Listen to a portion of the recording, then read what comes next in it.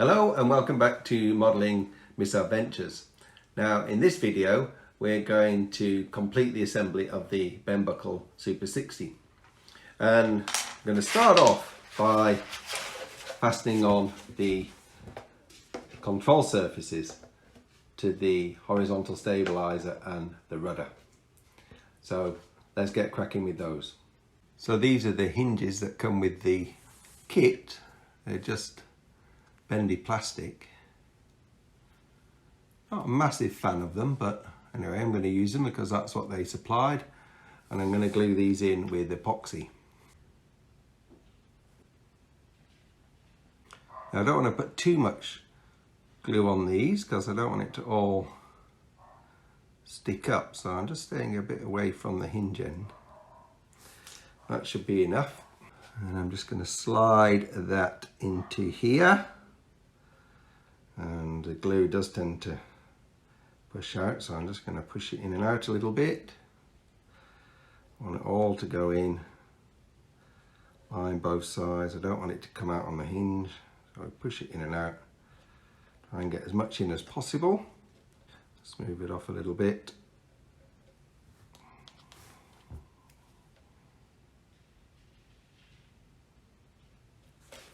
Now that looks about perfect.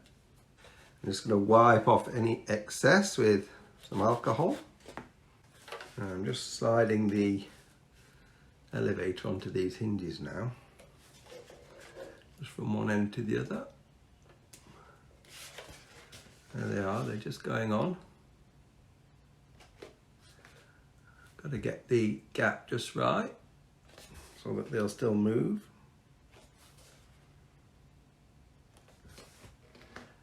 There we are.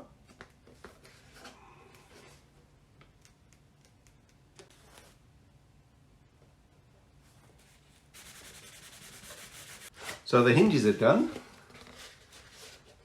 That's the horizontal stabilizer and elevator, and that's gone on very nicely. And here is the vertical fin and rudder.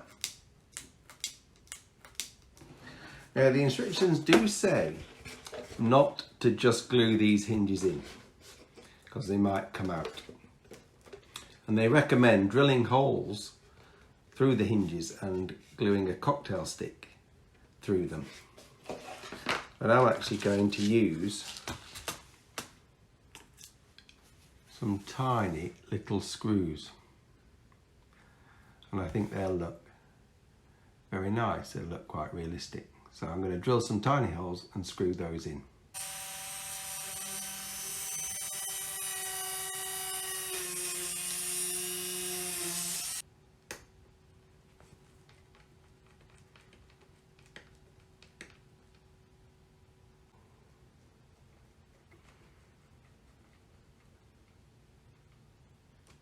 So those are the hinges screwed in. Now the next step is we have to put on the control horn, and that's going to be screwed on here.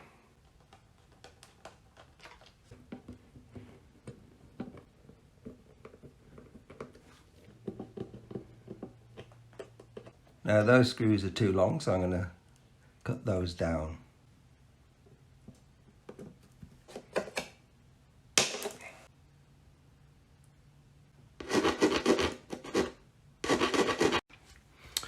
So that's the hinges and the control horn on, and it goes through the other side. I put a blob of super glue over those screws to stop them coming undone, and that is finished. That's ready to go on the plane and to be connected up.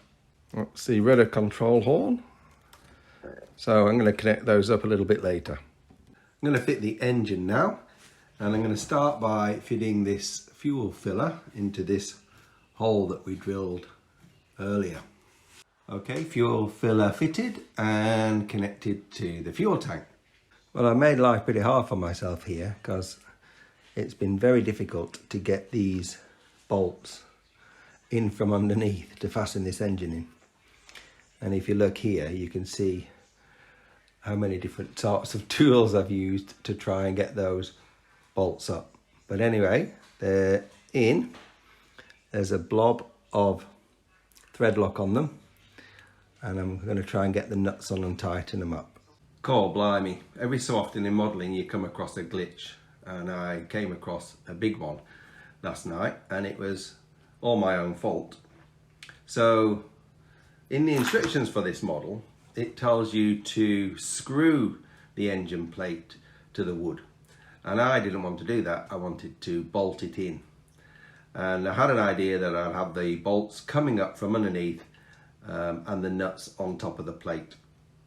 Well, I attempted that last night and got into a right pickle because I'd put thread lock on the nuts, and I got to a point where I couldn't tighten them up because the bolts kept turning, and I couldn't undo them either, and I had a right struggle to get them out.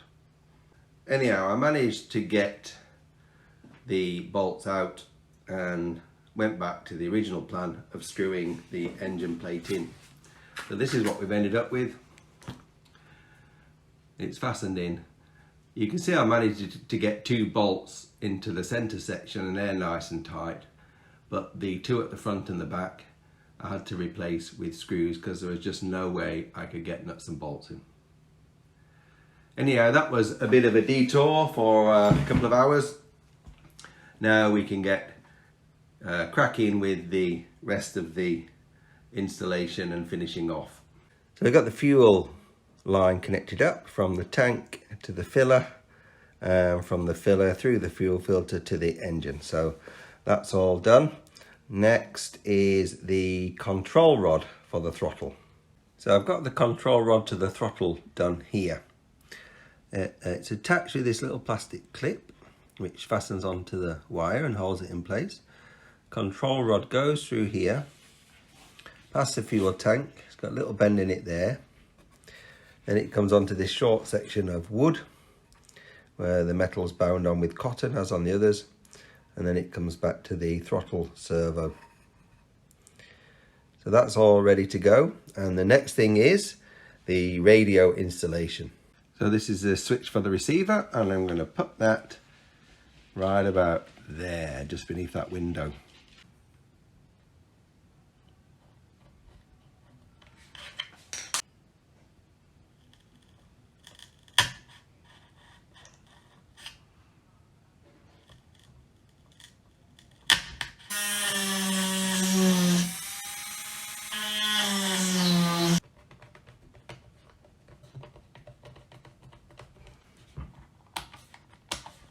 Now for the receiver and battery installation, I've actually just made this little compartment here that they're going to sit in. And because this plane will never fly upside down, there's no risk that they're going to fall out. So I'll just be able to place them in there, and they're very easy to get at. So that's the radio installation done. The battery's sitting down there in its little compartment. The receiver's sitting next to it. Here's the switch. And I've now got it bound to my transmitter, and we'll just see how it's working.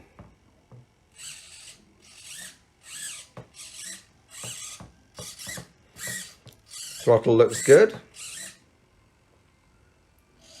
Rudder. Elevator. All done. Next up, the silencer's going on. Bit of thread lock, and on it goes.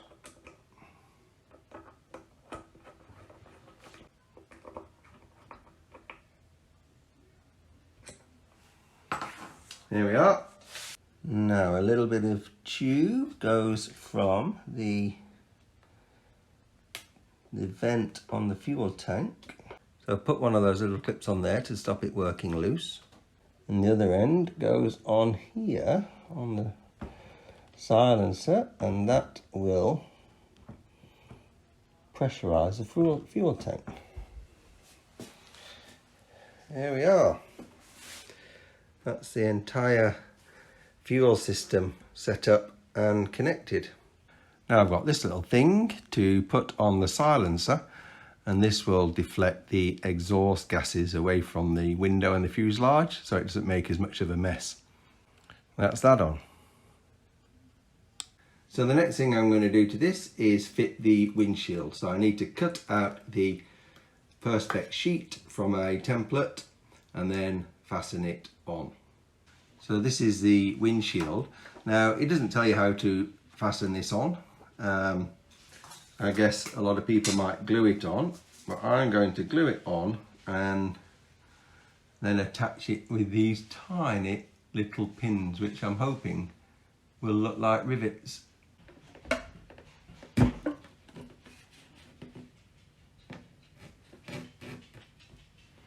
That looks all right, doesn't it?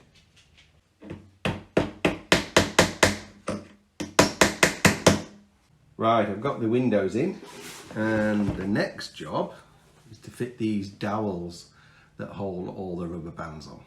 So these are the 4 dowels cut to shape and rounded off at the end.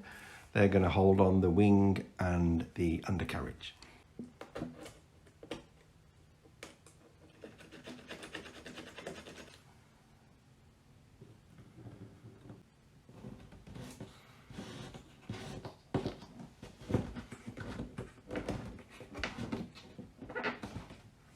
That's the dowels all in place. Next I'm going to put these little plastic inserts where the control rods come out for the rudder and elevator.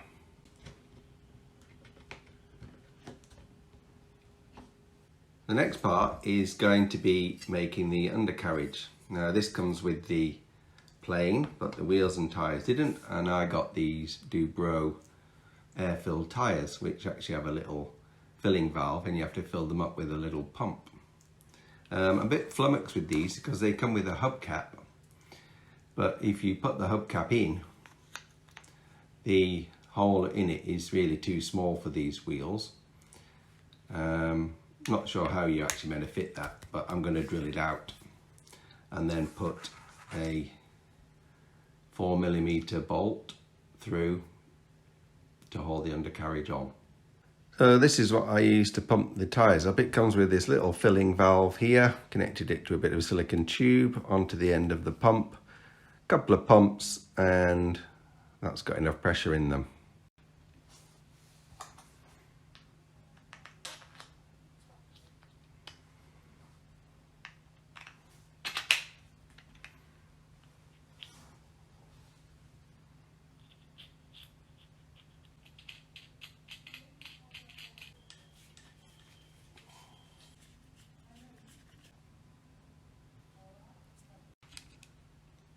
Well, that completes all the sub-assemblies for the bend buckle Super 60. This is the last part, the undercarriage, and that's going to get fastened on with rubber bands. So that's it for this video. In the next video, we're going to put the whole model together and do some finishing touches. But for now, that's it from me, and I'll see you next time on Modelling Misadventures.